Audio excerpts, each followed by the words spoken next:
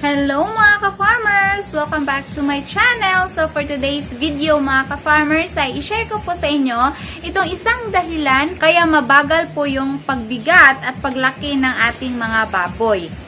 Pero bago po tayo magsimula mga ka-farmers, para sa ating mga ka-farmers na bago pa po sa ating channel, paki-subscribe na lang po at i-click ang notification bell para kayo po ay palaging updated sa ating mga bagong farming tutorials na i-upload.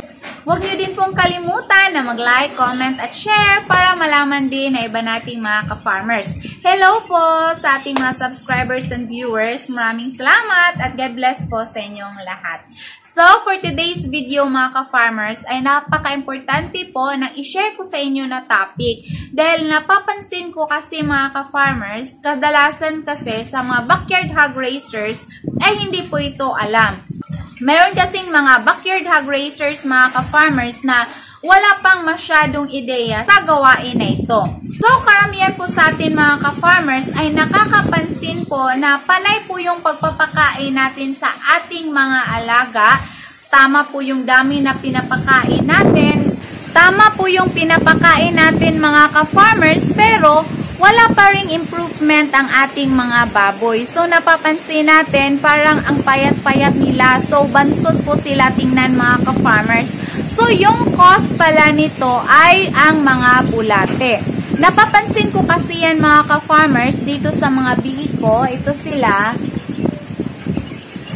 Mapapansin ko naman na meron talaga silang improvement. Pero parang may kakaiba lang po talaga compared sa previous na inaalagaan natin. Then ngayon kasi mga ka-farmers, napapansin ko, meron siyang mga galis-galis. Ayan. So, ayan, meron silang mga ganyan-ganyan mga ka-farmers, parang mga galis-galis or mga sugat-sugat. Ayan, mga ganyan po. So, merong ibang mga backyard hog raisers na pinapabayaan lang yan nila kasi akala nila kagat lang po yan ng lamok. Which is, hindi po yan kagat ng lamok mga ka-farmers. Ito po ay sinyales na binubulate ang ating mga baboy. So, ang ginawa namin last Sunday ay pinupurga po sila mga ka-farmers. Pagka kinabukasan, Monday, napapansin na po namin mga ka-farmers na merong mga bulate na lumalabas sa kanilang puwet. So, ayan mga ka-farmers, kung backyard hog raisers lang po kayo, dapat familiar po kayo sa mga sinyales na binubulati po yung ating mga alaga para mapuksa po agad yung bulati mga ka-farmers. Hindi po masayang yung feeds na pinapakain natin palagi sa kanila. So, sa mga bihik namin, ito sila yung pinakagrabe mga ka-farmers kasi nagkasugat-sugat talaga. Ayan. So, yung bulate parang nasa skin na siya. Ayan mga ka-farmers. Kasi kung observation natin na malakas lang sila kumain, so masasabi natin na hindi sila binubulate kasi malakas lang po sila kumain. Minsan kasi ang baboy mga ka-farmers na binubulate ay walang gana kumain. So, ito sila mga ka-farmers, ang lakas nilang kumain. So, din napapansin ko bakit parang kaunti lang yung improvement nila. Mabagal po yung paglaki nila mga ka-farmers. Kailangan ko pa naman na mabilis yung paglaki nila kasi panglitsunin natin sila, ibibenta natin. So, kailangan po na ma-dispose natin agad. So, maghanap talaga tayo ng mga remedies para lumaki sila agad. So, ginagawa naman po natin. Pagkarating kasi nila mga ka-farmers, 2 days, pagkarating nila, pinupurga po namin yan sila agad. Pero hindi pala napuksa agad yung mga bulate, mga ka-farmers. Siguro, ganun po kadami yung mga bulate. Ang required kasi niyan mga ka-farmers para pagkasilang nila, hindi na po sila infected or wala po silang bulate mga ka-farmers ay dapat habang nagbubuntis yung inahin natin at 110 days, ay pwede na nating purgahin ang inahin para hindi po sila mahawa sa mga bulate, mga ka-farmers.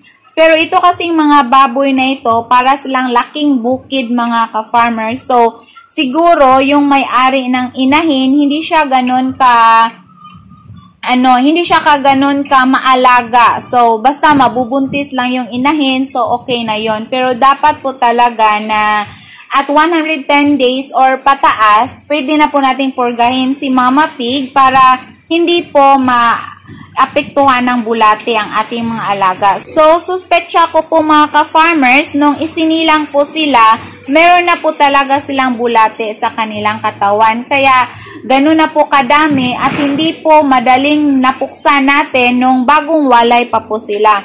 Kasi nung i-deliver sila dito sa akin ay 9 days old pa po sila mga ka-farmers.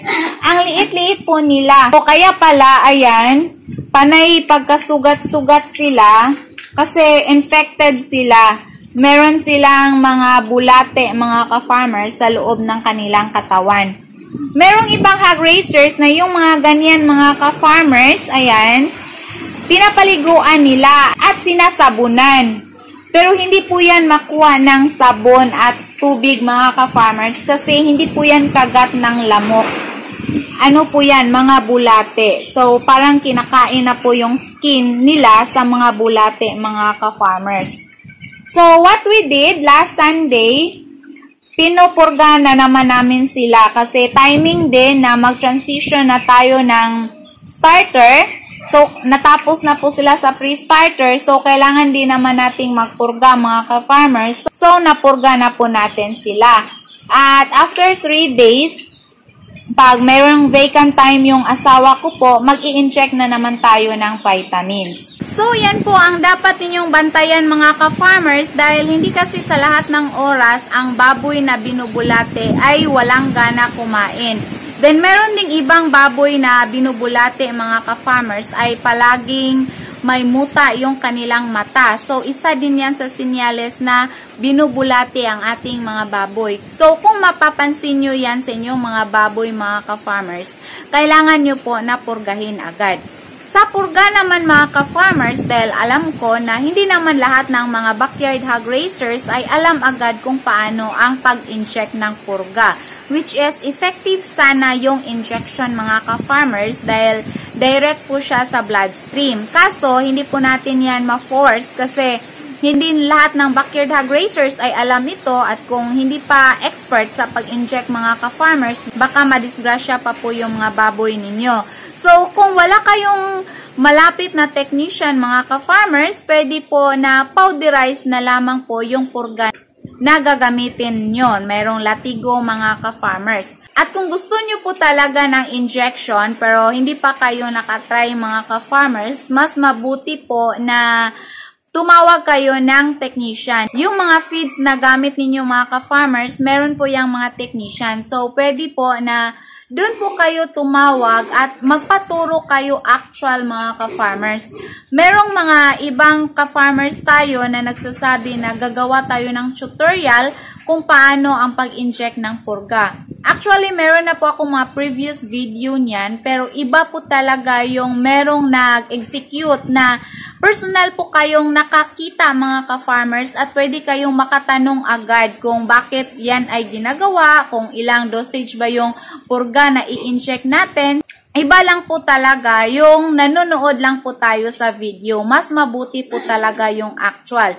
So, yung mga technicians naman mga ka-farmers, wala naman po silang bayad. Pero, nung dati, nung bago pa kami sa babuyan, wala silang bayad mga ka-farmers, pero binibigyan po namin sila ng tip or yung panggasolina. Kasi yung lugar namin, malayo po siya sa, sa highway. Kailangan pa nilang pumasok mga ka-farmers. Then, para din ma-prioritize tayo or i-priority tayo tuwing tatawag tayo sa kanila, ay kailangan bigyan natin ng tip.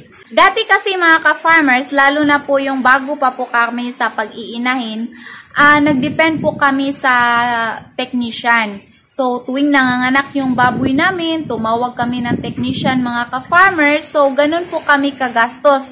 Lalo na kapag napapansin namin na nahihirapan sa panganak yung inahin namin, tumatawag po kami ng technician mga ka-farmers kahit na gabi. So, medyo mataas-taas po yung ibigay natin kapag tinatawagan natin sila pag gabi mga ka-farmers. Kaya, nung parang napapansin namin na kailangan na talaga namin na marunong na gumawa nito, yung pag-inject, pagkapon, pagpapaanak sa baboy. Kailangan na talagang matuto tayo mga ka-farmers kapag ganito, meron tayong mga inaalaga ang baboy. Kahit backyard hog raisers lang po tayo, kailangan na matuto tayo.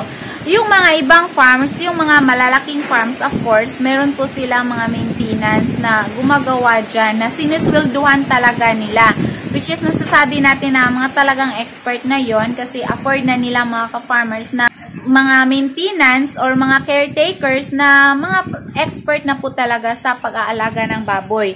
Pero tulad nating mga backyard hog raisers, so ganito lang po tayo, kailangan na matuto tayong gumawa mga ka-farmers para ma-lessen po yung gastos natin sa ating babuyan. In fact, mga ka-farmers, malaki-laki po yung na-save namin nung time na marunong na po kaming mag-inject ng purga, mga vitamins, mga ka-farmers sa aming mga baboy. Kadalasan po talaga sa gamot na ibinigay namin sa aming mga baboy, mga ka-farmers, pag-inject, antibiotic, vitamins, injectable po talaga ang ginagamit namin. Minsan lang po kami gumagamit ng powderize, yung pang daily maintenance lang po kasi gumagamit po ako ng King's Vita Plus at Vitamin Pro pang daily maintenance.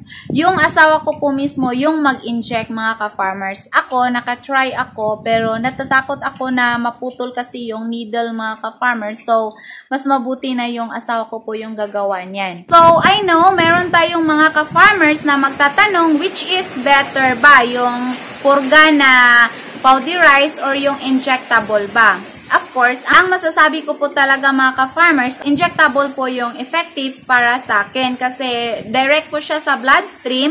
Unlike sa powderize na kailangan ko pang ihalo sa feeds ng baboy at minsan hindi pa nila inuubos dahil merong ibang taste kasi ang purga mga ka-farmers. So pag ayaw ng baboy, hindi po yan uubusin. That's why I recommend na kung powderize po yung purga na gagamitin ninyo, mas mabuti po na kaunti lang po muna yung feeds na ihalo ninyo to make sure na uubusin ang baboy. At dito din sa amin mga ka-farmers, pagkatapos naming magpurga, either injectable or powderize, hindi po kami nagpapaligo sa kanila ng 3 days. I know, meron tayong mga ka-farmers na magsasabi na sa amin pinapaliguan lang.